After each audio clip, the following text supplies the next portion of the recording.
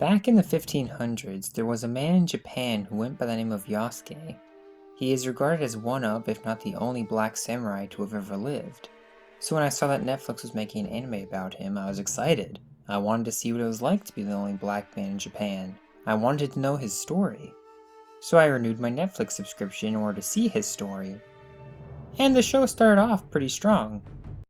Oh man, it really is going to take the historical approach. Man, this is going to be so cool. Here we go. Oh man, yes! Ooh, that looks pretty good. Man, the animation's good. What the heck is that? What? Yeah. When I said it started off strong, I meant the first 40 seconds were strong. I quickly learned that this show was nothing like I expected it to be. That I wasn't even trying to be slightly historically accurate. But that's okay, right? I've seen plenty of fictional stories, from Samurai Jack to Fullmetal Alchemist Brotherhood. So I kept watching. The voice acting is superb, the animation, done by the same company that did Attack on Titan Season 4, was naturally fantastic, and the music wasn't half bad either.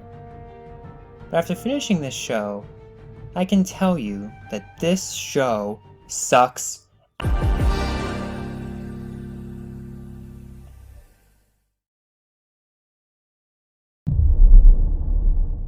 The world this show takes place in makes no logical sense. Take a look at Fullmetal Alchemist Brotherhood. There are laws and restrictions to their magic, to the point where one can consider it science. In Yasuke, plenty of characters, major and minor, have insane abilities that the show never makes any attempts to explain. Look at Avatar: The Last Airbender and its counterpart, The Legend of Korra. There is notable technological progression from the former to the latter. The former has blimps and ships, and the latter has airplanes and automobiles. The writers give the world the time it needs to develop society and the daily lives of those in it. But in Yasuke, the nations continue to fight with samurai despite the fact that they have giant robots with technology capable of utilizing radar. Why? With such technology, why would samurai continue to make up the bulk of militaries? And perhaps a bigger question, how did they invent mechs before guns? The show feels like they took ideas from each animator and made them all into characters in the same time period. And speaking of characters, every single side character in this show sucks. They're all two-dimensional, bland, and weak. There was clearly no effort put into who they are as individuals. On top of this, basically none of them serve any purpose other than to drag out an already short story. Just look at Abraham, the clergyman. The main villain of the series is the daimyo, but over the first 3 episodes, half the season, the writers sidelined the main villain to give Abraham the spotlight. The daimyo's forces are currently overrunning Japan, but rather than focus solely on this major issue, the show introduces a villain with schemes that have no effect on Japan, other than the fact that he would take Saki away from the land desperately in need of her to save. He plays the overused role of an old, corrupt, selfish church official, and quite frankly, he doesn't pull it off very well. He's nothing compared to the Grand Inquisitor, and especially not compared to Sir Nicholas from Plague Tale Innocence. And out of nowhere, it's revealed in the 3rd episode that he has some sort of mutant abilities, and has the power to freaking summon SpongeBob's anchor arms. Dude, you're ripped! This was thrown in at the last minute too. It was never foreshadowed or implied that he had any powers. Then there's the mercenaries, and if you've seen the show, then you know exactly what I'm gonna say. Immediately they seem off, because you never see any other characters with their incredibly unique and diverse abilities before or after their arrival into the show. From the start, they had absolutely no chemistry, and I'm still not sure if they were a group before the story, or if they were just all hired for the same job here. The first 3 episodes had them hunt down Saki, clearly showing that they have no loyalties to Japan, and are only getting involved for the money. But despite this, as soon as the clergyman dies, all but one of them sacrifice themselves for Yasuke and Saki. Then there was this corny scene. Look for yourself, my friend. Everyone is dead. Friend is a word used to describe someone you're happy to spend time with. I enjoy killing people with you. I guess that makes us friends. Yes, friends. And you guessed it, she dies immediately afterwards. I had to pause the episode after this, and I legitimately considered giving up on the show then and there. Had there been any more than 6 episodes, I likely would have.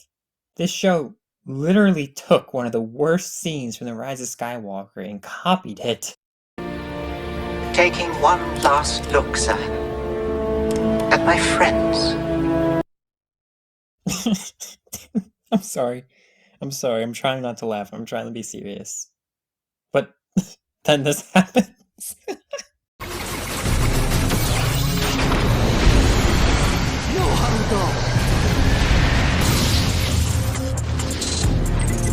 Self-destruct sequence activated in 2, 1.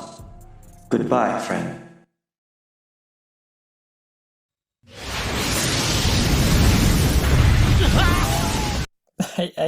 I don't understand. Who thought this was a good idea? Who thought these characters were solid characters? Like, did they make this show thinking, oh man, people are gonna love this robot? Oh man, this scene's gonna be so emotional. Oh man. Before I move on to discussing the daimyo, I just want to point out that the only mercenary to make it out alive was the only one who consistently was in it for the money. Each mercenary that put others before themselves died. What kind of a message is that? But anyways, the daimyo is a crappy villain. She's the most generic villain you could think of. She's evil for the sake of being evil, and she's only fighting so she doesn't die. She's built up to be some incredibly powerful foe, but everyone she sends after Yasuke and Saki is defeated within an episode, and she herself only lasts 1 episode in the fight before she too is defeated. Such bland characters are a major detriment to this show, because they take away any stakes the show could have had, which is a major contributor to this show's biggest flaw. The Last of Us, God of War, The Mandalorian, The Witcher. These great stories all share a major plot point with Yasuke. Each have a weathered soldier take on the responsibility of caring for a child. But there is something these stories have that Yasuke doesn't. Time. God of War and The Last of Us are 20+ hour adventures in which the characters struggle significantly, not just with their path to their goal, but more so with their relationship to each other. Through Ellie, Joel comes to the realization that love and friendship are not a bad thing, liberating himself from the lonely life it showcased. The Witcher Season 1 literally took more time to just introduce Geralt and Ciri than it takes for Yasuke and Saki to complete their entire adventure, to defeat the main villain. And despite this lack of time to get to know each other, to build their relationship, to earn each other's trust, to properly establish the importance of their mission and to display what it means to each of them, they act like they had the time to do all this. They act just like the other duos I just mentioned, despite not earning that status. This really is a shame because both of the characters had the potential to be great if given more time to grow, to be just like those other duos. But with just 6 episodes to tell their story, such a feat is impossible, and it was foolish for the writers to make it seem otherwise.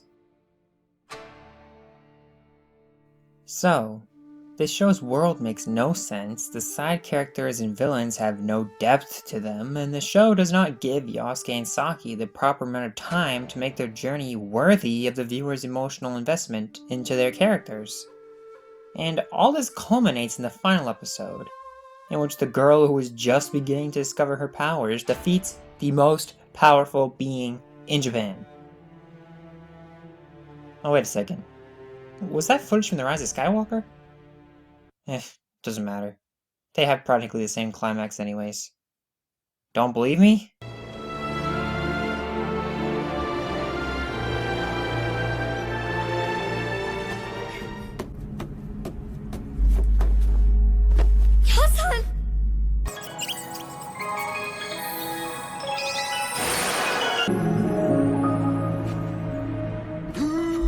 I called it as soon as Yasuke sacrificed himself that Saki would bring him back to life.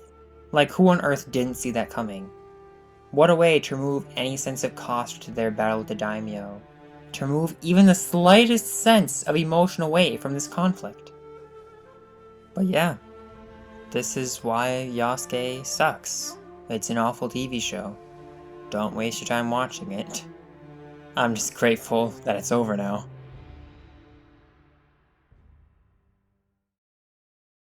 Son of